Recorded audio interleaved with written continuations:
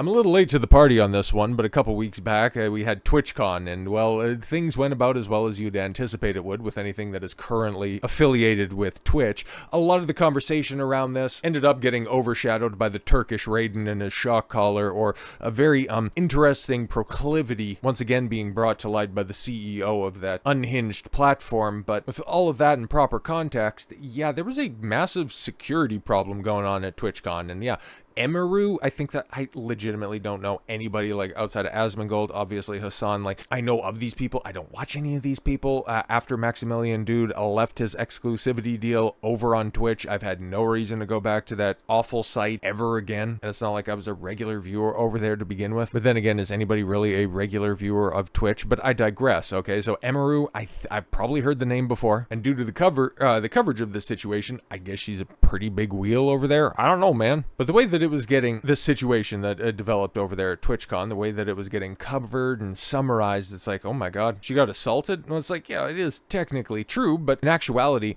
it kind of highlights, you know, with its elevated position, we're talking about TwitchCon right here, even with, yeah, stupid Hasan saying, oh, I won't go there because, you know, some of my goofy ass fans might actually do some fuck shit. He didn't say it with his, you know, much elocution, and there was a few more ums and uhs that were in there, and some more obfuscative language, trying to find new and interesting ways to blame the right for being the violent ones. But you would think Twitch would probably beef up security, or at least just have a couple additional precautions, but no. Somebody just doing a meet and greet ends up getting run up on by some ghoul in the audience. I think he was a streamer as well, and it's like, you cannot allow that to happen. You cannot have somebody do a meet and greet, do a panel, do anything like that, and have such lackadaisical security, because if that dude had a knife, if he had ill intent at all whatsoever, outside of trying to cop a feel, things could have went very wrong very quickly, and that is a massive failure that I'm not surprised Twitch allowed, but I'm also not surprised that people don't want to cover this appropriately. But yes, Emiru releases a damning statement after Twitch assault. This is definitely my last at TwitchCon, and yeah, at this point in time, man, because a couple years back, what was it? Amaranth ended up breaking her ass or something in this goofy-ass foam pit. And now with all of the bad press that Twitch has been getting, because still, okay, Hasan has not been punished for animal cruelty live in 4K. All of the other clips that have come out, there has been absolutely nothing in the realm of repercussions for him. But at this point in time, people aren't really going to forget about that. And yeah, TwitchCon, I don't think it's going to be long for this world. But yes, recently videos surfaced showing a harrowing assault on Emiru at TwitchCon in San Diego this past weekend, a couple weekends back. While participating in a meet and greet with fans, the prolific creator, I'll take your word for it, was approached by a man who forcefully embraced her, attempting to kiss her in front of a crowd that included security staff. Yeah, included security staff who did nothing. It was an event that has been lambasted by attendees and viewers, with Twitch's management and security of the event coming under fire from numerous angles. In response to the event, Emiru, a cosplay and League of Legends streamer, okay, yeah, again, this is why it's like, I probably heard of you before, never watched any of your stuff, with 2 million followers, posted a lengthy statement berating Twitch and how the firm handled the assault. Emiru was attacked by a man at TwitchCon, and while the Twitch leadership and social team stressed the incident was handled professionally, Emiru had other things to declare that directly conflicted with those claims. So yes, here's your statement. Yesterday, the man who assaulted me was allowed to cross multiple barriers at TwitchCon and even in front of another creator's meet and greet to grab me and my face and try to kiss me. Fortunately, he wasn't able to, but a lot of people have pointed out that it could have been a lot worse. Yeah, exactly. Knife, psychotic fans, somebody with a fair amount of social capital, we have seen this shit before, and it's not good. No, not at all.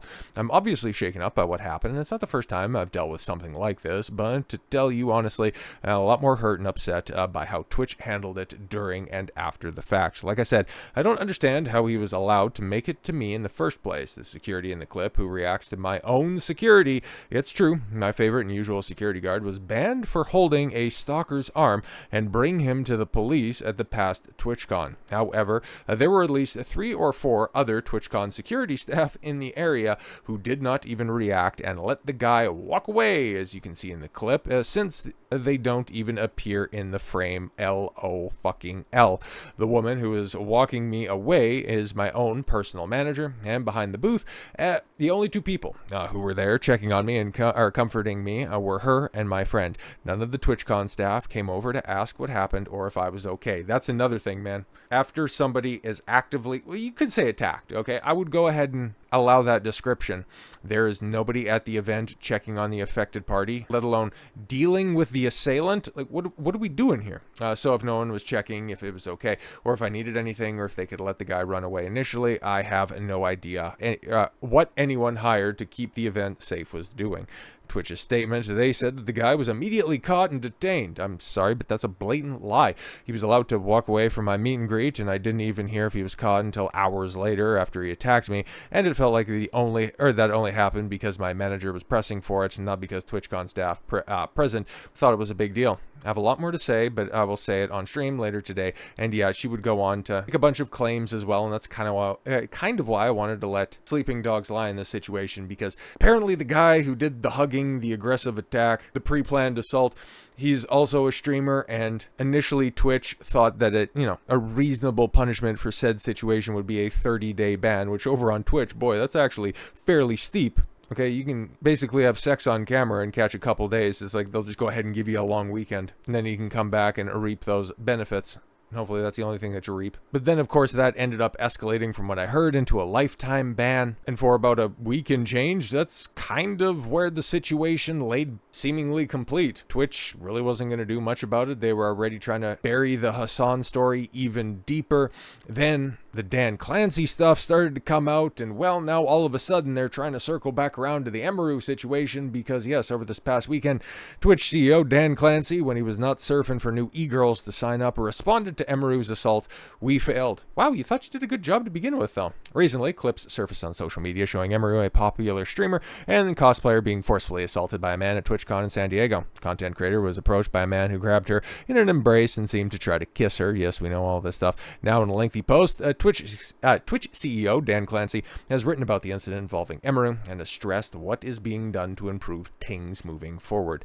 Clancy's response to the Emiru assault situation was lengthy, but fans and other creators have already batted the statement down and attempted to kick back the apology. First, I want to be upfront and take accountability for the security incident. Oh, okay, that's what we'll call it. That occurred during Emiru's meet and greet. It shouldn't have happened, and we take that very seriously. We failed, both in allowing it to occur and our response following.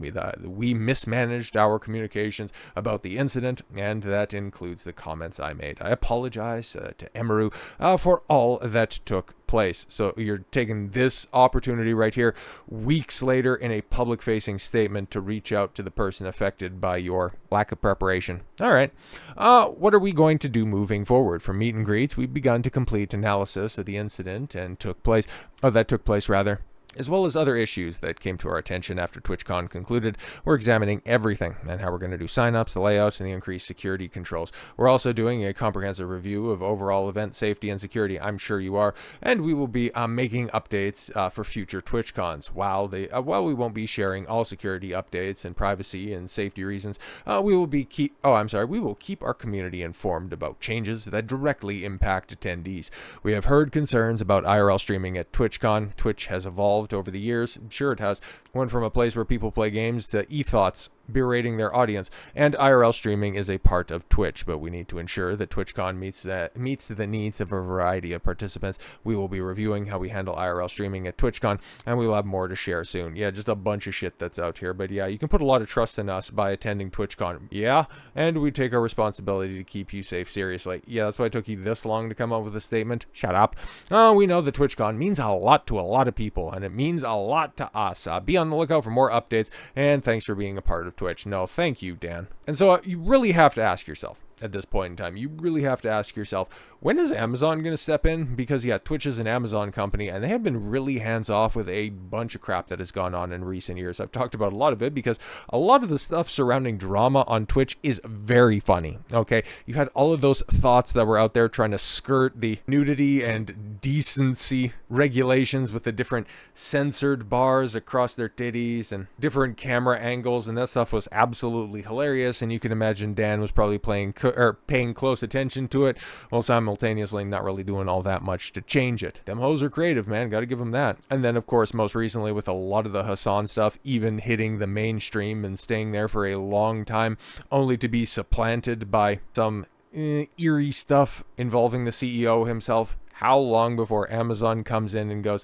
yeah, we kind of wanted a foothold in the culture, but it's almost like a lot of those high budget fantasy shows. When is enough going to be enough? When are we going to have to axe this vanity project? And at this point in time, if anything else pops up, I think a lot more people are going to be asking those questions, and Dan Clancy is probably not going to be the CEO for much longer. So with all that said, thank you all very much for the gift of your time. I've been Don Consuelo. I want you to follow your gut and get after it. Take care, everyone.